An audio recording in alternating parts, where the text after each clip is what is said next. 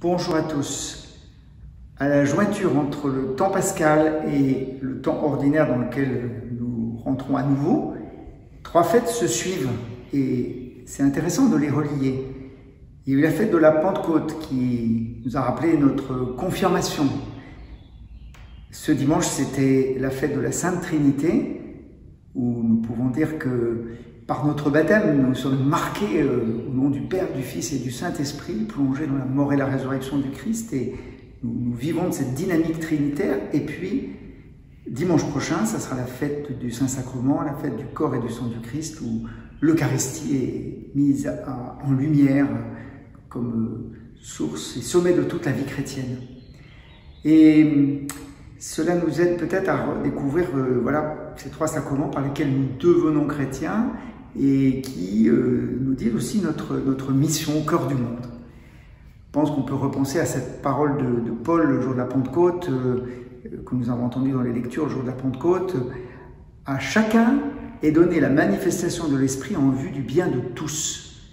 Et donc ça nous aide à bien sentir que ces sacrements que nous recevons comme un cadeau, eh bien, ils ne sont pas donnés pour un petit cercle comme ça, un peu à l'écart, mais bien pour vivre et être témoin missionnaire au cœur du monde.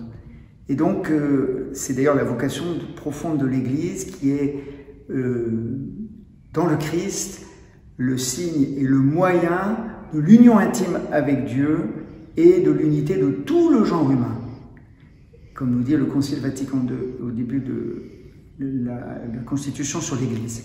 Et donc, voilà, je souligne ça pour que nous sentions bien au moment où nous retrouvons avec joie les célébrations, encore avec des précautions pendant quelques temps, et aussi que nous n'oublions pas ce mouvement aussi d'être témoins et de porter le Christ au monde.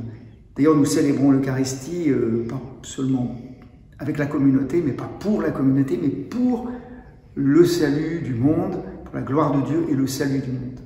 Alors voilà, vivons bien ce double mouvement de communion et de mission, et soyons artisans de ces ferments d'unité et de communion fraternelle dans toutes les rencontres que nous vivons, dans tous les lieux où il y a besoin de cette réconciliation, de cette fraternité, de ce soutien mutuel.